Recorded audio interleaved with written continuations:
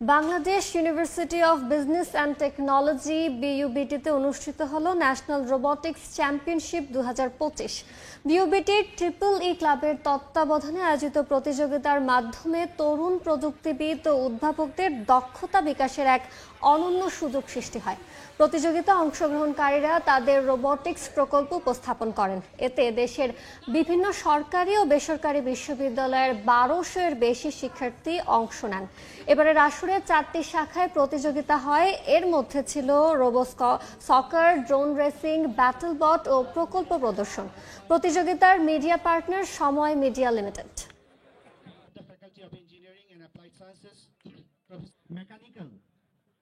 ভালো লেগেছে, দেখলাম বিশ্ববিদ্যালয়ের শিক্ষক এবং ছাত্রদের পাশাপাশি 2-3টা স্কুল এসেছে এবং তাদের কমিউনিকেশন স্কিল এবং ইনোভেশন আসলেই সুন্দর।